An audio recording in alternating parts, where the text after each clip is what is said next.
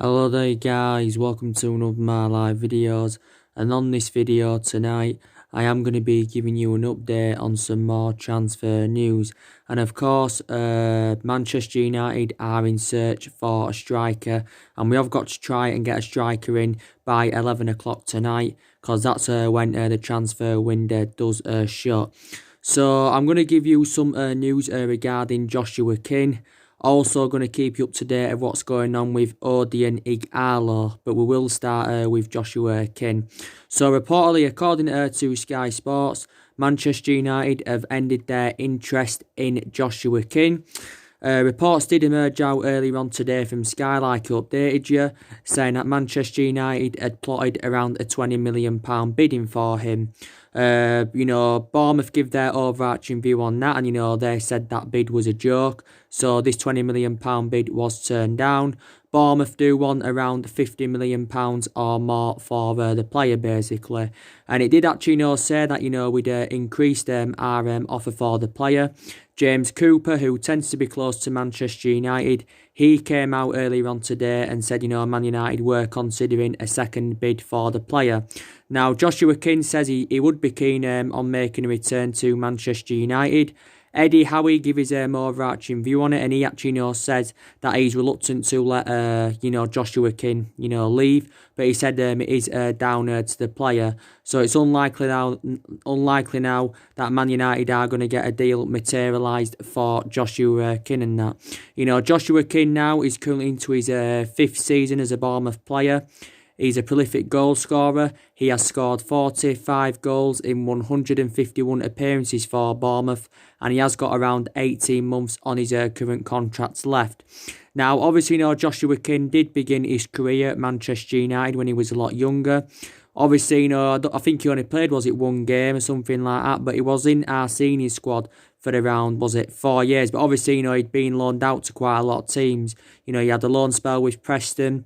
He also had a loan spell with Borussia Mönchengladbach. He also had a loan spell with Hull and Blackburn, but then Blackburn did get him permanently for back in 2012 and that, and now obviously he is at Bournemouth. Don't forget, Ole Gunnar Solskjaer knows the player very, very well, because he did play for the reserves, did Joshua King when Ole Gunnar Solskjaer was managing the Manchester United reserve team. And I think he managed the Man United reserve team from 2008 to 2010. So I managed them for a couple of years. So I'm very sceptical now that Manchester United are going to get a deal over the line for Joshua King, because the club will not be determined to pay £50 million. But Bournemouth do know how much of an imperative player he is, basically. Now, Ole Gunnar Solskjaer, give his overarching view on it, and he said he's happy, with the links with Joshua King, but he doesn't expect Manchester United to make any more signings now, basically. He doesn't expect it to happen. But there again, Solskjaer said earlier on in the window he didn't expect, Marcus Rojo to leave, but he's gone out on loan to Estudiantes, and he didn't expect Ashley Young to leave. And Ashley Young, of course, went to Inter Milan for £1.5 million after Ashley Young did endure 8.5 years at Manchester United, so he was a long-serving player. So, So now I'm going to give you the news regarding Odion Ighalo, like I have been doing on a regular basis. So now, reportedly, we're not going to get Joshua King. So now we are backing for Odion Ighalo. Now, we are trying to get him on loan. Now, obviously, he's currently playing in China. I think he has served a couple of years in China.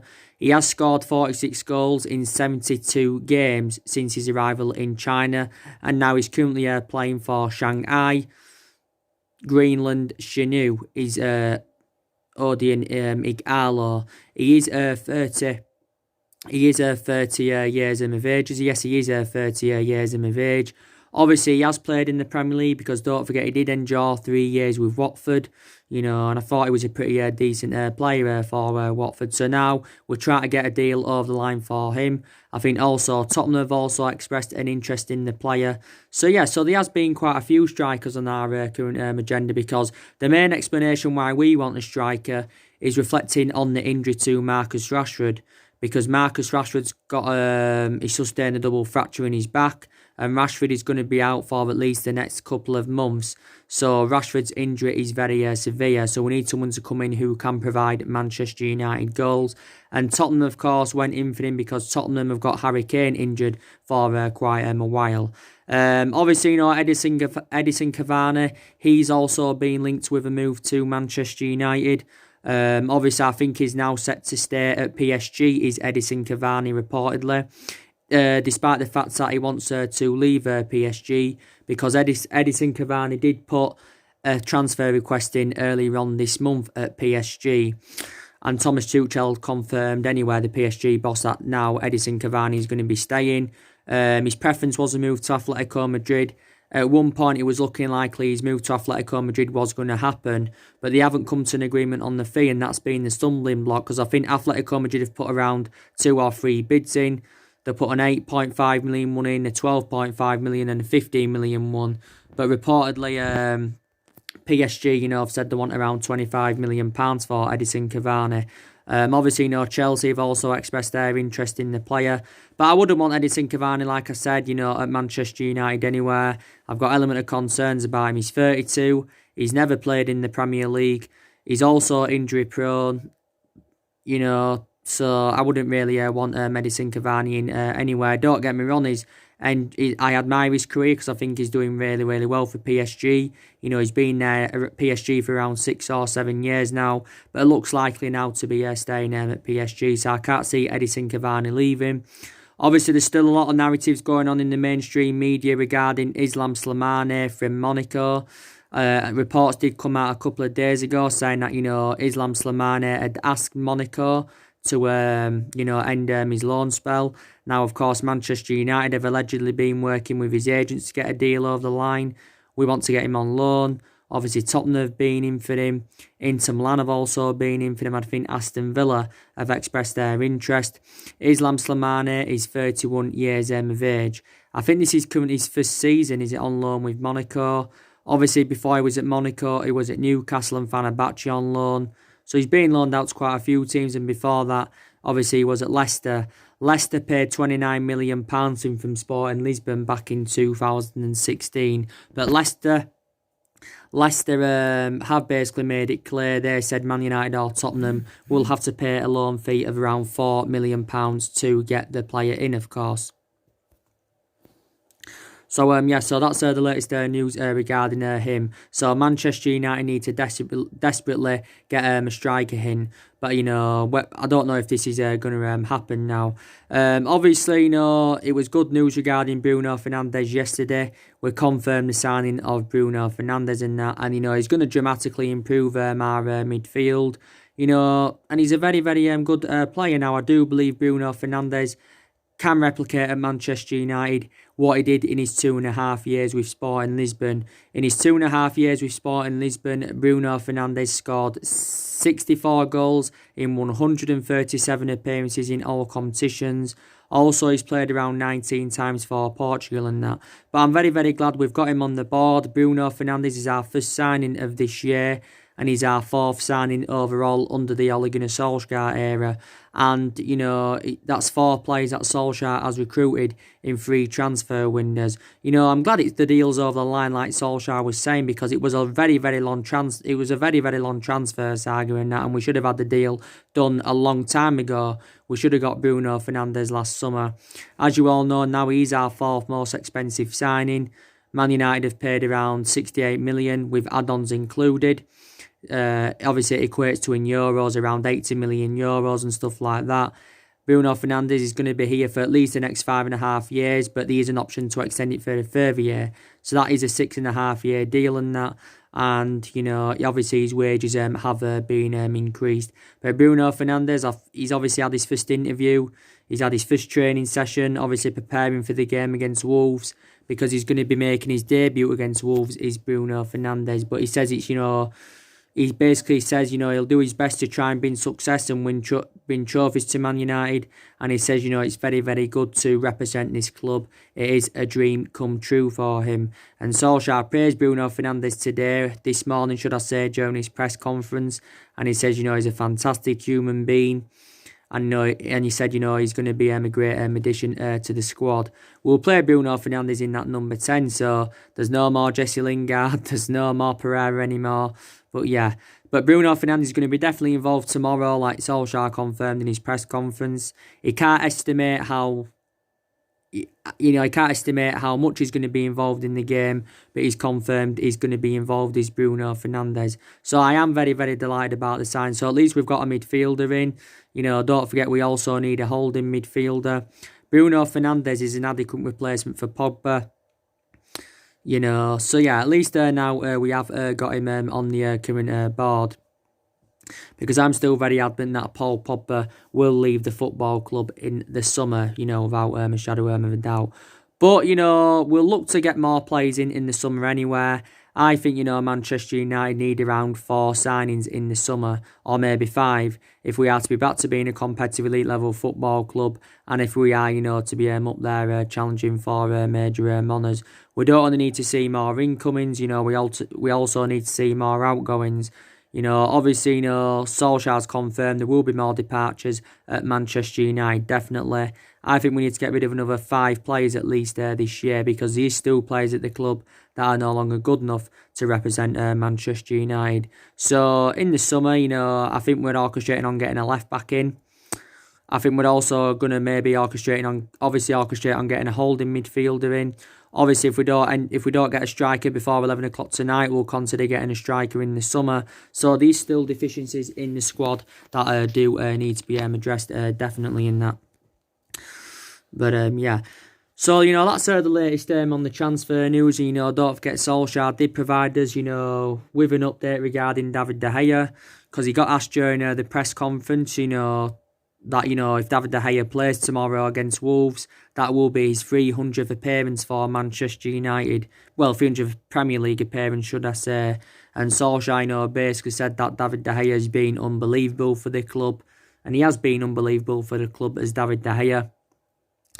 And he also said, he's ranked at the top as David De Gea. I think David De Gea has had a good 7.5 years out of the 8 years he's been at Manchester United.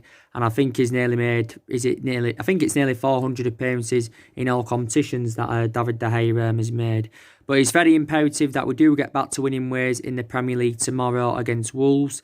Very imperative indeed. Because, obviously we're going into this game with 2 back-to-back defeats in the Premier League. Obviously, we lost away at Liverpool 2-0 at Anfield. We lost at home to Burnley for the first time since 1962. Obviously, if we'd have had Bruno Fernandez for that game, we wouldn't have been beaten against Burnley.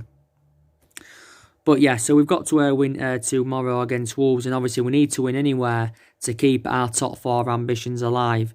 Because, top 4 is an ambition for us. We're 6 points behind top 4 at the moment. Like I mentioned, we're only in that top 4 race because, Chelsea have been so inconsistent this season. Also, too, it's imperative that we get some silverware on the board this season because we have lacked silverware in the last 6 or 7 years. So we could still get some silverware on the board. We could win the FA Cup, win into the 5th round. We could win the Europa League, plus that's another route to Champions League football and that. But like I've mentioned on my recent videos, despite the fact that we've been inconsistent in the last 6 or 7 years, I still feel as though, we've got the resources and the backing of the club and that to get the right calibre players to Manchester United. And we've obviously got Fernandez in. But it's very imperative in the summer that we recruit the right players to Manchester United because, like I said before, our recruitment policy has been poor, for at least the last 6 or 7 years. But, Wolves are a good team, like I said. They're very competitive. Their record against the top 6 sides is very, very good. And, they're level on points with us in the table. We've registered 34 points from 24 games. They've registered 34 points from 24 games in the league. But we're above Wolves on goal difference. That is the difference, basically. But we do remain 6 points behind their top 4. Wolves have got some good players. Like I said, there's players in Wolves' team I would take at Manchester United without a shadow of a doubt. Yes, there is. And, Nuno Santo is a very, very good manager. So he does deserve him a lot of credit for what he's done. Wolves is currently the 4th club he's managing, Nuno Santo. Last season got them 7th. Wolves enjoyed a good cup run last season. They progressed to the FA Cup semi-finals for the first time in 21 years. Ole Gunnar Solskjaer is looking to beat Wolves for the second time as a manager. Because, last time we played them, we beat them in the FA Cup third round replay by 1-0. So Solskjaer's looking to beat him, second time as manager. But Wolves are a bogey team to us. They are a bogey team and that. Whether this walkout happens or not, I do not know, because there's reports saying that some of our fans could leave in the 58th minute. But it may not happen, we will see in that. But reverting back to what I said, with Bruno Fernandez, he's going to do well for us. But it's not, obviously, it hasn't changed the culture of the club, because obviously there's still cultural problems at Manchester United. There's problems, obviously, with the backroom staff. There's problems, with the way that the club's been run in the last 6 years or so, 7 years. Obviously a lot of United fans are protesting Ed Woodward. They're also protesting the Glazers, because obviously, United fans do want them out. Maybe with the sign of Bruno Fernandez, it has changed people's perception on Solskjaer. Now, people may start to believe that Solskjaer is the right manager for Manchester United, because they think maybe Bruno Fernandez can save his managerial tenure at the club. I still don't think he's a long-term solution for the club is Solskjaer. We are determined to give Solskjaer more time. Like we confirmed, we're determined to back him in this January. We're determined to back him now, back him in the summer. But some people believe that Solskjaer needs to be given at least a couple of more windows, because this is a transition period for Manchester United, and Solskjaer is hopeful that we can get through this transition period. But Solskjaer is aware that he has got many expectations to exceed.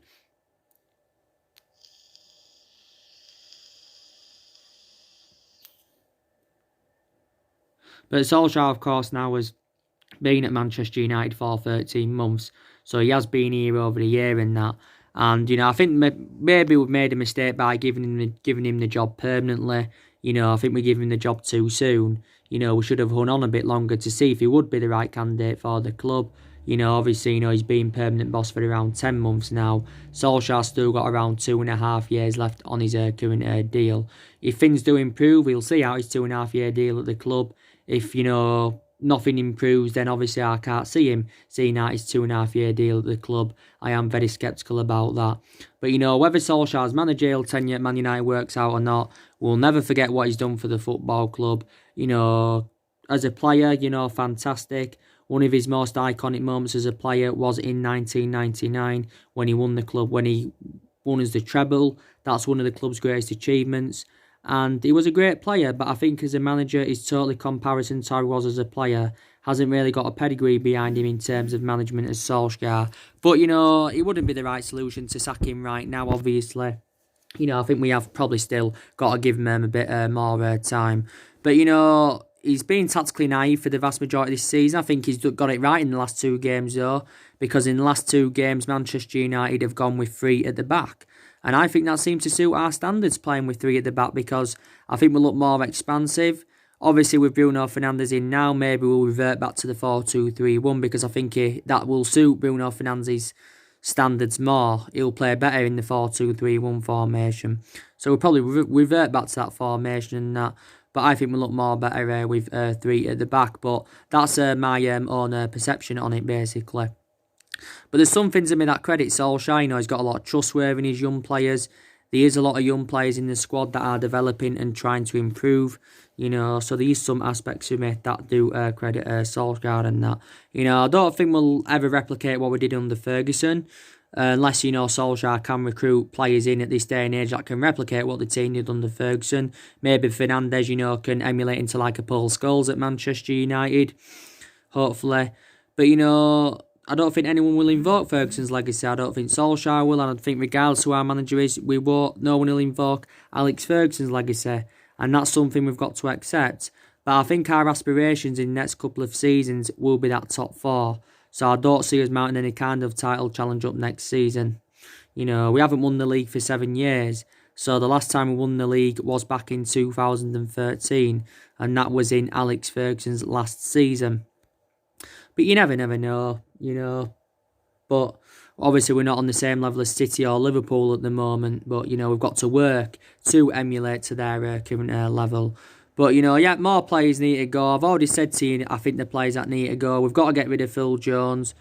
Got to get rid of Matic. We've got to get rid of Lingard because Lingard is far too inconsistent now. We've got Chon, I think, is going on a free transfer in the summer. Probably got to get rid of Luke Shaw because you can say he's lost his place in the team since Brandon Williams come onto the horizon. You know, I'm still determined Pogba will leave. You know, so yeah, definitely more players need to go. Pereira, but there's still players I would be determined to keep at Manchester United. Definitely, there's players I would still be determined there to keep. Of course, we have still got some injuries. You know, obviously Pogba's out. You know, there's rumours saying that he could be back for Chelsea. But Tomway, I think, is due sometime back in February, and when they come back, that will be very beneficial because they've both been a big miss. You know, Tuanzebe is still out. He could be out for Chelsea. You know, Rashford's out for a couple of months. But, you know, the likes of Bay and Fosu Mensah have obviously, you know, just come back. So, hopefully, you know, they will be involved at some point. You know, Diego Dalot's just come back from injury not too long ago. So, take that into account and that. So, it is your transfer. It's been transfer deadline day today. So, if anything else updates, I will be updating you guys. So, anyway, take care. God bless, guys. And I'll see you all again very, very soon.